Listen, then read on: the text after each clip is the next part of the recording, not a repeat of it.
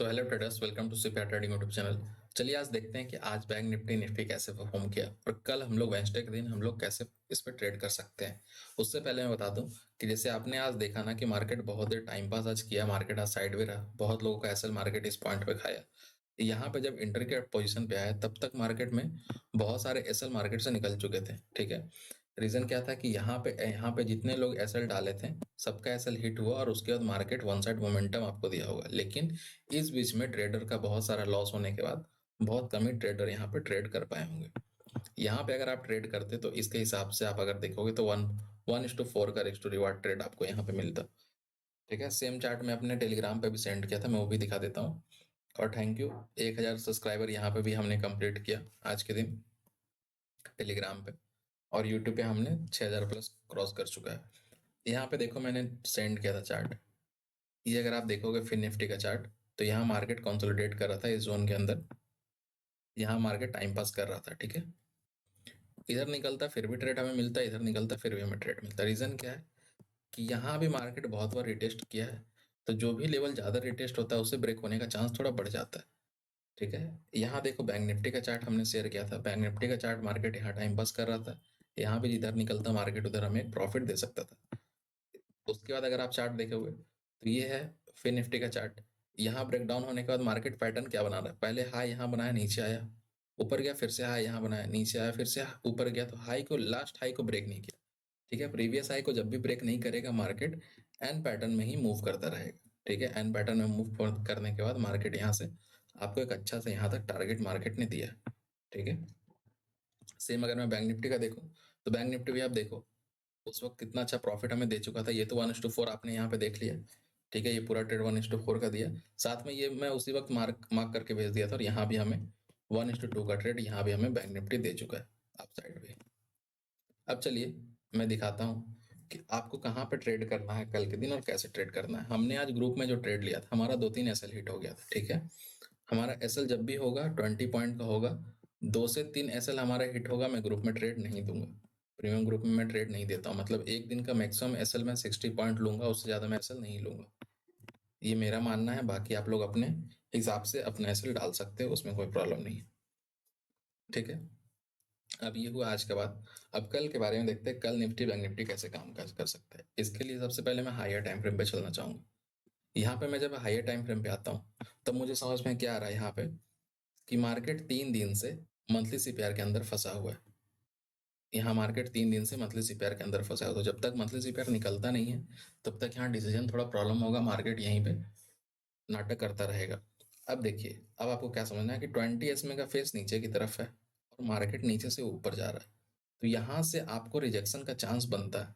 ठीक है, अगर मार्केट यहाँ से रिजेक्शन देगा तो आपको फिर से एक मोमेंटम नीचे की तरफ दिखेगा। ठीक है, आप लोग को ध्यान रखना है, जब तक मार्केट 41798 इसके ऊपर जब तक 5 मिनट 10 मिनट का कैंडल क्लोज नहीं करता है तब तक आपको यहाँ, जब तक मार्केट ऊपर जाएगा आपको सेल करने का ध्यान रखना है। ठीक है, ये हुआ weekly chart, sorry weekly CPR 1 hour के टाइम फ्रेम पे। 1 आवर का टाइम फ्रेम यहाँ लगा हुआ, हमने यहाँ पे वीकली सीपीआर लगा लिया। अब हम यहाँ क्या देखना है, हमें ये देखना है कि 20 SMA का फेस ऊपर की तरफ है, 20 SMA अब यहाँ पे सपोर्ट देना स्टार्ट किया और वहीं पे बहुत अच्छा एक बुलिश कैंडल 20 SMA बना और मार्केट वन साइड मोमेंटम किया। लेकिन आपको ये भी देखना है कि ये पहले सपोर्ट का काम, सॉरी सपोर्ट का काम किया था, यहाँ रेसिस्टेंस का काम हुआ, यहाँ पे रेसिस्टेंस काम हुआ, यहाँ पे रेसिस्टेंस, यहाँ पे रेसिस्टेंस, मतलब यहाँ का जो जोन है ना वो हमारे लिए एक इंपॉर्टेंट जोन बन जाता है। तो अगर मैं इसको आपको दिखाऊं कि ये कौन सा जोन है, तो आपके सामने ये जोन पूरा आ चुका है। ये सब चीज को मैं हटा देता हूँ अभी ताकि चार्ट क्लियर हो जाए थोड़ा। ठीक है, अब आपको समझ में आ गया कि ऊपर का हमारे लिए ये लेवल इंपॉर्टेंट है, मतलब 42K के ऊपर जब तक मार्केट नहीं जाएगा एग्रेसिव बुल हम लोग नहीं होंगे। क्लियर है, और नीचे का अगर मैं बात करूँ तो 40,600 से नीचे जब तक मार्केट नहीं जाता है मैं एग्रेसिव बियर नहीं होऊंगा। ठीक है, सारा चीज आपके सामने है। अब मैं आता हूँ 5 मिनट के टाइम फ्रेम पे, इसमें हमने टुमारो सी पेयर लगाया हुआ है। इसमें हमने टुमारो सी पेयर लगाया तो हमें क्या समझ में आ रहा है कि यहाँ से इस पोजीशन से मार्केट ऊपर जाता है। ठीक है, L3 के ऊपर मार्केट आता है, कैमरिला L3 और प्रीवियस डे लो S1, तो बहुत अच्छा हमें पुल बैक देता है। सेम स्ट्रेटजी पे मैं एक वीडियो बनाया हूँ जिसका एक्यूरेसी बहुत ज़्यादा है, आप चेक कर सकते हो यूट्यूब पे, आपको मेरे चैनल पे वीडियो मिल जाएगा। कैमरीला प्लस सीपीआर बहुत अच्छा ये वर्क करता है। देखो, हमने ग्रुप में भी ट्रेड दिया था कि हमने एक ट्रेड मिस किया, वो क्या था, प्रीवियस डे S1 के पास अगर कैमरीला दिख जाता है, जो कि लेवल अगर L3 है, मतलब क्या है L3 मतलब क्या होता है, बाय रिवर्सल। अगर बाय रिवर्सल के वहाँ पे मिलता है और दो लेवल एक साथ मिलता है, मतलब डबल कंफर्मेशन हमें मिलता है, तो बहुत अच्छा सा ट्रेड हमें वहाँ पे देखने को मिल सकता है।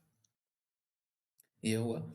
अब कल क्या हो सकता है, देखिए आप लास्ट टाइम मार्केट का मोमेंटम देखो, मार्केट का मोमेंटम ऐसा है, मतलब जब तक ये स्विंग ब्रेक नहीं होगा मार्केट नेगेटिव नहीं होगा। मतलब अगर कल सीपीआर के ऊपर मार्केट रहेगा तो जब भी मार्केट नीचे आएगा मार्केट ऊपर जाने का कोशिश करेगा, और सीपीआर का बिलो सीपीआर अगर ब्रेक हो जाता है तो मार्केट फिर यहाँ से नेगेटिव हो जाएगा। सिंपल सा।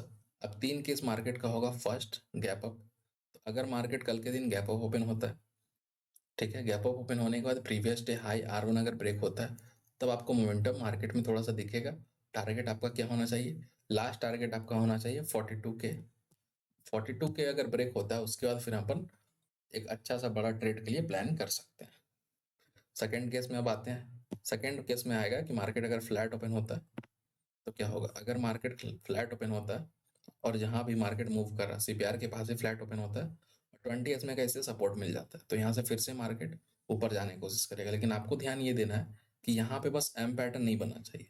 अगर ये एम पैटर्न बनता है और डे हाई पे कुछ भी करता है, फेक ब्रेकआउट देता है, या फिर यहाँ पे एक रिवर्सल कैंडल बन जाता है, तो फिर से ये सीपीआर तक आ सकता है। लेकिन एम पैटर्न नहीं बनता है, मतलब एम पैटर्न बनने के बाद क्या होता है, कुछ ऐसा होता है पैटर्न, मैं बता रहा हूँ। ये पैटर्न कुछ ऐसा बनता है, इसके ऊपर सस्टेन करता है प्रीवियस डे हाई के ऊपर, फिर ये थोड़ा सा पुल बैक लेता है और फिर R1 को ब्रेक करता है, तो ये पैटर्न बहुत अच्छा कंटिन्यू ऊपर कर सकता है। ठीक है। अब अगर मार्केट फ्लैट ओपन होता है और नीचे आने की कोशिश करता है, तो इस स्विंग के नीचे आप लोग फिर से सेल कर सकते हो, या फिर आप ये बोलो डायरेक्ट कि 200 SMA के नीचे आप यहाँ पे सेल कर सकते हो, पुट ले सकते हो। ठीक है। अगर मार्केट गैप डाउन ओपन होगा तो आपको ये पोजीशन ध्यान रखना है, यहाँ से एक स्ट्रॉन्ग बाइंग आया है, तो जब तक ये ब्रेक नहीं होगा तब तक आपको पुट नहीं लेना है। यहाँ पे मार्केट अगर आकर ग्रीन कैंडल बनाता है, फिर से आपको ट्रेड कॉल का लेना है, सीपीआर आपका टारगेट होना चाहिए। ठीक है। तो आई होप आपको समझ में आ गया होगा। चलिए मिलते हैं नेक्स्ट वीडियो में। Thank you.